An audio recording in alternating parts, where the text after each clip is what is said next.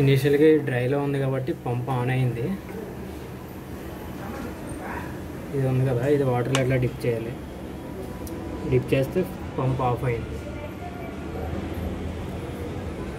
ఈ స్టేటస్ మనకి అప్లోడ్ అవ్వాలి అంటే ఎవ్రీ 30 సెకండ్స్కి అది అప్లోడ్ అవుతుంది. 30 సెకండ్స్ కానీ 1 మినిట్కి కాదు. అక్కడ టైం రన్ అవుతుంది కదా, అక్కడ యూ అని వచ్చింది. యూ అంటే సర్వర్కి అప్లోడ్ అవుతుంది అన్నట్టు ఇండికేషన్. ఇట్లా అప్లోడ్ అయ్యే టైంలో అక్కడ ఏ వాల్యూస్ అయితే ఉన్నాయో అవి అప్లోడ్ అవుతాయి. ఇప్పుడు వెట్లో ఉంది కాబట్టి వెట్ అని చెప్పి అప్లోడ్ అవుతుంది సర్వర్లో. డ్రై ఉంటే డ్రై అప్లోడ్ అవుతుంది. అప్లోడ్ అయ్యేంత వరకు మనం ఏదన్నా ఆపరేషన్ చేసినా కూడా ఆ ఆపరేషన్ వర్కౌట్ అవ్వదు. ఫస్ట్ హ్యూమిడిటీ చూపిస్తున్నాను. హ్యూమిడిటీ అబవ్ 80, టెంపరేచర్ వచ్చి అబవ్ 40. హ్యూమిడిటీ అంటే ఇట్లా ఓదాలు బ్లో చేయాలి. వాల్యూ చేంజ్ అవుతాం. 93 వచ్చింది కదా, అది యాక్టివేట్ అయినప్పుడు బజర్ వచ్చి మనకి సర్వర్లో అప్లోడ్ అవుతుంది. ఇంకోటి టెంపరేచర్.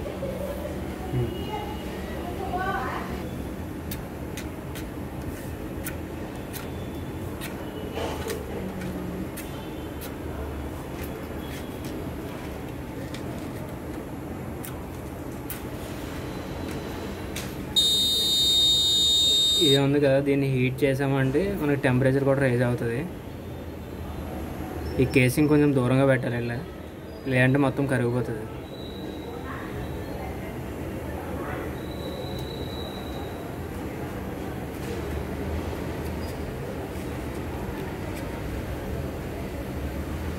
హ్యూమిడిటీ తగ్గింది, టెంపరేచర్ పెరుగుతుంది.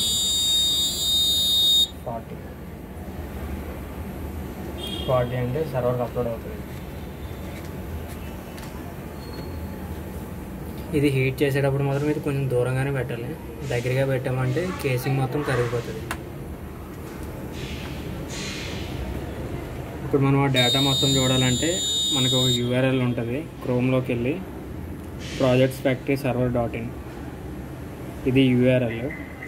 ఇది ఓపెన్ చేస్తే ఇట్లా క్రెడెన్షియల్స్ వస్తాయి. User name, password.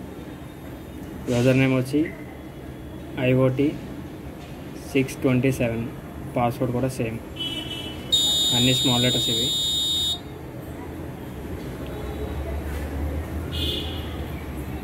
ఇది temperature, humidity, soil moisture, wet to dry conditions. స్టార్టింగ్లో వెట్ అయింది కదా, మిగతా అన్ని కండిషన్స్ డ్రై అయ్యి. ఈ స్టేటస్ అప్లోడ్ అవ్వాలి అంటే మనకు అది వాటర్లో ఉన్నప్పుడు మాత్రమే వెట్ అని చూపిస్తుంది, లేదంటే ఇట్లా డ్రై అనే చూపిస్తుంది. ఎవ్రీ టైం ఇవన్నీ అప్లోడ్ అయిపోతూ ఉంటాయి. ఇప్పుడు టెంపరేచర్ అప్లోడ్ అయినప్పుడు కూడా హ్యూమిడిటీ, డ్రై ఇది కూడా అప్లోడ్ అవుతుంది.